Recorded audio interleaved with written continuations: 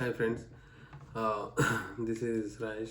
Welcome to my channel BB talks by Raj. So ఈరోజు big boss వచ్చి weekend review. So అంత గొప్పగా అంటే ఓకే ఓకే ఓకే ఉంది. సో ఎలిమినేషన్ డే కాబట్టి పాషాని మొత్తానికి బయటికి పంపించేశారు అందరు కలిసి. మేబీ అంటే ఇక వాళ్ళకి అబ్బాయి పెట్టాడు కాబట్టి అదొక రీజన్ చెప్పి అందరూ చెప్పడము, దానికి లాస్ట్ 2 ప్లేసెస్లో ఆదిత్య ఓం పాషా ఉన్నారని.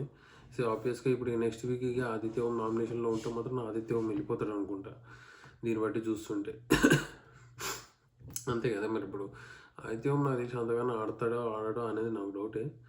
మరి నెక్స్ట్ వీక్ మరి ఆయన ఇన్పుట్స్ ఎఫర్ట్ ఎంత ఇస్తాడు, ఎంత ఇవ్వడో అనేది చూడాలి మరి. సో ఈరోజు అయితే మరి పాషాని ఎలిమినేట్ చేశారు మొత్తానికి. సో సేఫ్ గేమే ఆడారు అందరు కలిసి, బట్ ఇక మనం దాన్ని ఏం చేయలేము. సో పాషా కూడా బయట వాళ్ళ అబ్బాయి పుట్టాడు కాబట్టి మేబీ ఆ రీజన్ కూడా ఆయనకి అంత పెద్ద ఎఫెక్ట్ ఏం లేదనుకుంటున్నాను. సో అది ఈరోజు. సో మెయిన్గా ఇంకో టాపిక్ మాట్లాడుకోవాల్సింది ఏంటంటే, ఓవరాల్గా నాకు ఎపిసోడ్ చూస్తే అర్థమైంది ఏంటంటే విష్ణుప్రియ అని. అంటే నిన్న ఎపిసోడ్లో ఎప్పుడైతే చీఫ్ని డిసైడ్ చేశారు అబ్బాయి అండ్ అఖిల్ అని, ఈరోజు మెంబర్స్ అలొకేట్ చేసుకోవాలి ఎవరి టీంలోకి వెళ్తారని. సో అక్కడ కొంచెం ఇనిషియల్గా విష్ణుప్రియని స్టార్ట్ చేయమని అడిగాడు నాగార్జున గారు. బట్ తను కామెడీగా చెప్పింది, అంటే తనకు కూడా ఆపోజిట్ టీంలో ఉండాలి పృథ్వీకి అని అన్నట్టు అన్నది. బట్ ఆ నిఖిల్ని చూస్ చేసుకుంది. ఎందుకంటే మరి నిఖిల్ స్ట్రాంగ్ కంటెస్టెంటే, కానీ మరి వాళ్ళ టీంలో ఎలాగో పృథ్వీ వస్తాడు, మరి పేరు సోనియా వస్తుంది కాబట్టి ఈమె కూడా తన టీంలో అపోజిట్గా ఉండకుండా సేమ్ టీం ఉండాలని ఆలోచించిందా? నా తెలిసి అంత ఆలోచించదు, ఏదో తీసుకోవాలి కాబట్టి అని తీసుకుందని అనుకుంటున్నా. బట్ తను ఏంటంటే ఏది అంత హార్ట్కి తీసుకొని ఫీల్ అయిపోయి పగ పెంచేసుకొని మనల్ని అప్పుడు అన్నది కదా, మనం అన్నీ చూద్దాం మళ్ళీ ఇంకోసారి ఎప్పుడన్నా అంటే రియాక్ట్ అవుదాం, రెస్పాండ్ అవుదాం సోనియా మీదికి, కానీ ఎవరైనా అతనని అంటే మాత్రం అనేద్దాం అనేది అయితే మనస్తత్వం లేదు. జోబియల్గా తీసుకుంటుంది, సరేలే అన్నారులే అదా అని చెప్పి వదిలేస్తుంది, అంతగా హార్ట్ తీసుకోవట్లేదు. So which is good. అలాంటి బిహేవియర్ ఉంటే బెటరే, అందరితో కలిసిపోయి ఉండడం. ఎవరైనా ఉంటే అప్పటికప్పుడు అనేస్తుంది, తర్వాత నార్మల్గా ఉండిపోతుంది. సో ఈ బిహేవియర్ ఉంటుందని నేనైతే అనుకోలేదు విష్ణుప్రియలో ఫస్ట్ వచ్చినప్పుడు. నోరేసుకొని అందరి మీద కరుస్తుందేమో అనుకున్నా ఆమె మనస్తత్వం చూసి, కానీ చాలా డౌన్ టు ఎర్త్ ఉంది. బట్ మేబీ తనకు ఛాన్సెస్ ఎక్కువ ఉన్నాయి మరి లాస్ట్ మూమెంట్కి వచ్చి టైటిల్కి వచ్చే రేసులో. ఎందుకంటే శ్రీముఖి సెకండ్ వరకు వచ్చింది. శ్రీముఖికి ఉన్నంత ఫ్యాన్ ఫాలోయింగ్ తనకు ఉందా అంటే నేను అనుకోను. But at the same time known face కాబట్టి ఎలాగో శ్రీముఖి ఫ్యాన్స్ కూడా సపోర్ట్ చేస్తారు విష్ణుప్రియకి. ఆర్ లాస్ట్ మూమెంట్కి వచ్చినాక శ్రీముఖి ఎలాగో సపోర్ట్ చేస్తాను అని చెప్తారు ఎవరికి, విష్ణుప్రియకి. అది ఫెచ్చింగ్ అవ్వచ్చు. ఎందుకంటే శ్రీముఖి ఫ్యాన్స్ కూడా విష్ణుప్రియకి పాజిటివ్గా ఉంటే చాలు కదా, సరిపోద్ది. So most chances are there for Vishnupriya to win this big boss 8 title. అంటే ఇదే బ్యాలెన్స్డ్గా ఇదే టెంపోలో మాట్లాడాల్సిన దగ్గర కరెక్ట్ పాయింట్ మాట్లాడడం, తర్వాత నార్మల్గా అందరితో కలిసిపోయి ఉండడం, గేమ్స్లో టఫ్ ఫైట్ ఇవ్వడం. ఎలాగైతే మొన్న గేమ్ ఆడిన సాక్స్ గేమ్ ఆడిందో, ఎంతగానో స్ట్రాంగ్గా ఆడిందో అక్కడ అలాగే చాలా సరిపోతుంది. ఎందుకంటే ఆ గేమ్లో అందరు అబ్బాయిలు ఉన్నారు, తను ఒక్కతే మిగిలిపోయి అయినా కూడా స్ట్రాంగ్గా అబ్బాయితో ఫైట్ చేసింది, నిఖిల్తో ఫైట్ చేసింది. అక్కడ జనాలు బాగా ఇంప్రెస్ అయ్యారు. సో ఆ విషయంలో చూసుకుంటే విష్ణుప్రియ నాకు తెలిసినంత నెగిటివ్ లేకుండా పాజిటివ్గా వెళ్తుంది. మిగతా కంటెస్టెంట్స్ ఎవరైతే యష్మి ఉందో తనకి నెగిటివ్గా ఉంది, సోనియాకి నెగిటివ్గా ఉంది. నిఖిల్ కూడా అంతగానో ఎఫర్ట్ పెడుతున్నట్టు అనిపించట్లేదు, ఎందుకంటే సోనియా గేమ్తో ఇన్ఫ్లుయెన్స్ అయిపోతున్నాడు. పృథ్వీ కూడా సోనియా గేమ్తో ఇన్ఫ్లుయెన్స్ అయిపోతున్నాడు. మణికంఠ ఒక్కడు కొంచెం ఫైట్ ఇచ్చేటట్టు ఉన్నాడు అబ్బాయిలలో విష్ణుప్రియకి. మేబీ సెకండ్ రేస్లో మణికంఠ ఉండొచ్చు. అంటిల్ అన్లెస్ మణికంఠకి ఇక బాగా ఫ్యాన్ బేస్ పెరిగిపోయి చాలా ఎఫర్ట్ పెట్టి ఆయన స్ట్రాంగ్గా ఫైట్ చేస్తేనే మరి ఆ రేంజ్లో బేస్ రావాలి. మరి అంత వస్తుందని నేనైతే అనుకోవట్లేదు. మేబీ మణికంఠ సెకండ్ ప్లేస్లో ఉండడం, Vishnupriya first place, Manikanta second place, maybe third ప్లేస్లో నిఖిల్ రావడం, ఫోర్త్ ప్లేస్లో అభయ్ ఉండడం, ఇక ఫిఫ్త్ ప్లేస్లో యష్మి ఉంటుందేమో అనుకుంటున్నాను. టాప్ 5 వీలే అనిపిస్తుంది నాకు ఉన్న దాంట్లో చూస్తే. మిగతా వాళ్ళంతా గ్రాడ్యువల్గా డ్రాప్ అయిపోతుంటారు. But these are the 5 contestants which I'm thinking will come to the finale. ఇక అంటిల్ అన్లెస్ ఏదన్నా జరిగితే కానీ, లేదంటే మిరాకిల్ జరిగి మిడిల్లో అంటే ఐ మీన్ మిడిల్లో ఎవరైనా కొత్తగా ఎంట్రీస్ వచ్చి, వైల్డ్ కార్డ్ ఎంట్రీస్ వచ్చి, వాళ్ళు లాస్ట్ టైం మన అర్జున్ వచ్చినట్టు మంచి స్ట్రాంగ్గా వచ్చి కానీ ఫైట్ చేస్తే కానీ వాళ్ళు టాప్ 5లోకి రాలేరు. మరి అలా రానంత వరకు ఈ 5గురు అయితే వస్తారని నా ఫీలింగ్.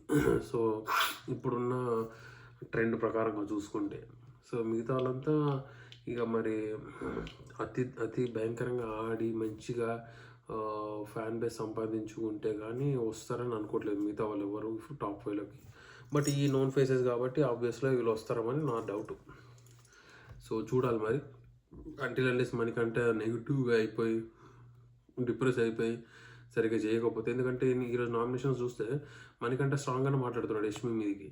ఎందుకంటే తను సాటిస్ఫై కాలేదు నిన్న చెప్పిన ఆన్సర్కి, ఈరోజు మాట్లాడిన దానికి. తను నామినేట్ చేశాడు, which is well and good. అలాగే సోనియాతో కూడా కరెక్ట్గా మాట్లాడి చేయగలుగుతాడేమో అని తిరిగితే బాగుండేది.